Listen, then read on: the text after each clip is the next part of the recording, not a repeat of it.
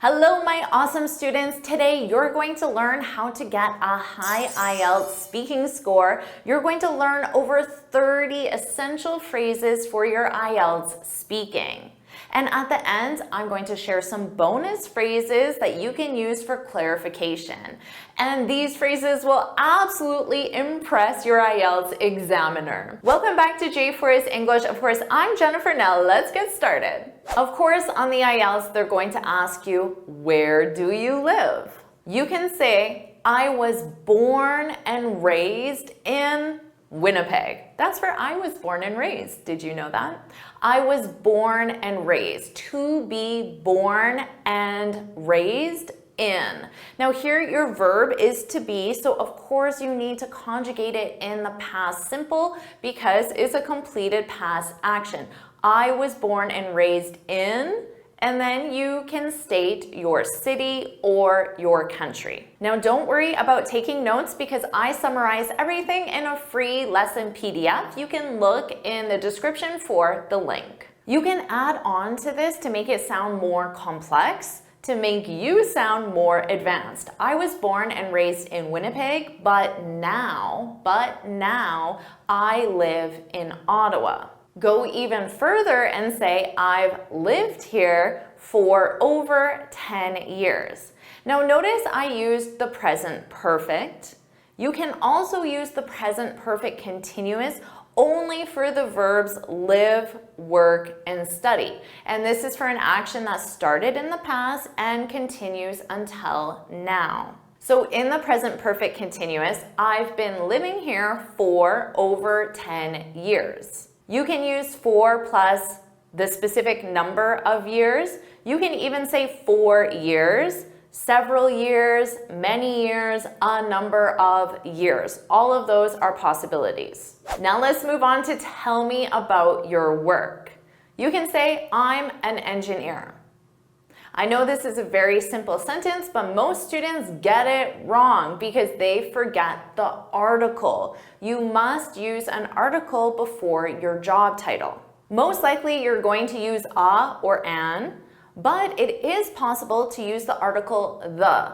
This is when there is only one position in the organization and you have that one position. For example, I'm the executive director. So there's only one executive director, and that's me. Now, if we use the, it's more common to explain what the organization is or what the company is. But if you include just your job title with a or an, you can, but you don't need to. But if you use the, make sure you state your organization. Now add to this and add a general statement about your specific job. Being an engineer is rewarding. Notice here, being starts the sentence because it's a gerund statement. Gerund statements will absolutely make you sound more advanced. You could say, I love using my analytical skills to solve complex problems. Love is a verb of preference, so you need the verb of preference plus a gerund. Love using. You could say, I enjoy collaborating with my team. Enjoy is a verb of preference, so you need the gerund. I enjoy collaborating with my team and brainstorming unique solutions to complex problems. So sure, you could say brainstorming solutions to problems, but adding adjectives makes you sound more advanced. You just mentioned something positive about your work. Why not make a contrasting statement and start with however? This is a transition word that we use to make a contrast, and using transition words will make you sound so advanced. However, being an engineer also has its challenges. So before we had positives about being an engineer, however, and now a negative about being an engineer, a contrast. So now you can share one of those challenges, specifically another transition word to make you sound advanced. Specifically, I work around the clock to meet tight deadlines. To work around the clock is an expression, and using expressions really shows you understand the language more at an advanced native level. And of course, to work around the clock, you can just imagine you work continuously, you work non-stop. Now let's talk about hobbies. You can begin with a gerund statement that expresses your opinion on hobbies. In my opinion, having hobbies is integral to living a fulfilling life. So our gerund statement is having hobbies is integral to, but then I just added on to that by expressing my opinion. So let's review some opinion words. Of course, in my opinion, in my view, from my perspective. Notice here, from my perspective. Personally, I think that. Have at least 4 different opinion words you can use these for in your vocabulary when you go for your IELTS. Now let's get back to hobbies. You made your general statement, your gerund statement beginning with an opinion word. Now you can state your specific hobby. I'm an avid hiker, or maybe I'm an avid cyclist, guitar player, tennis player, whatever your hobby is. So here the structure is to be an avid, and then you need a noun. And this means you have a strong interest, passion, or enthusiasm for that activity. Now you can make a gerund statement about why you enjoy this activity. Hiking gives me the opportunity to disconnect from my devices and enjoy the beauty of nature. Now notice that the gerund statement started with the verb hiking. You can also start a gerund statement with the noun. For example, guitar. Guitar gives me the opportunity to. You could say playing guitar, so you're using the verb form, or the noun form with guitar. Both are correct. Now let's say you don't have any hobbies. Don't worry, you can still answer this question in a very advanced way. You can say, until now, my focus has been on my career. However, I'm considering taking up, and then an activity, taking up drawing. So notice we have our present perfect.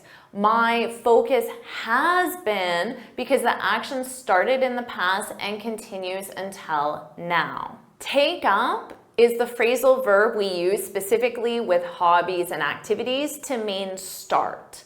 And notice consider plus gerund. I'm considering, that's in the present continuous. I'm considering taking up. Take is in the gerund because consider plus gerund. You could also say, however, I'd love to take up drawing. The expression here is I would love, and then infinitive. Perhaps it's simpler to remember and it still sounds advanced, so feel free to use this alternative. Now you can still add on a gerund statement about drawing, but use the future simple because you're not doing the activity right now. Drawing will give me the opportunity to disconnect. You could say, I'm confident that, or I'm hopeful that drawing will give me the opportunity to disconnect. You will sound very advanced. Now let's move on to tell me about your family. You can say, I'm from a close-knit family. Close-knit. Notice that pronunciation, close-knit.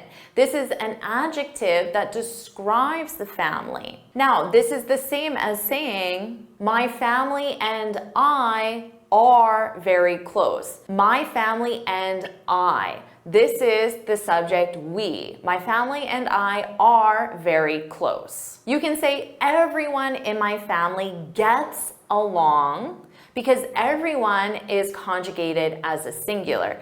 Everyone gets along really well, or use extremely well to sound more advanced. Here's a great expression. Everyone says, I take after my mom in looks, and I take after my dad in personality. When you take after someone, it means that you resemble them physically. So if you have a photo of you and your mom and people say, oh, I see the similarities.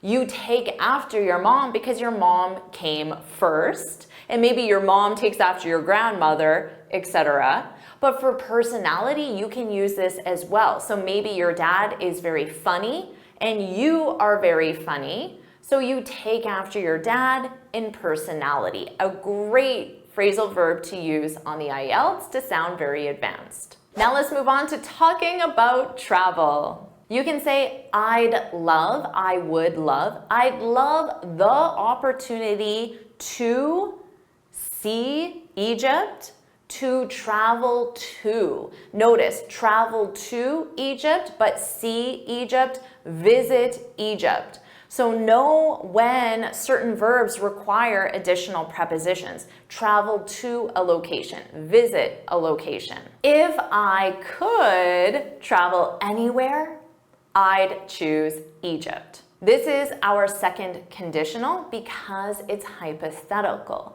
And notice we have modal plus base verb. Don't use the infinitive, modal plus base verb. Of course, you can use a gerund statement. Visiting Egypt is at the top of my list. Imagine you have a list of places you want to visit and Egypt is at the top. You can make this more advanced by using the present perfect.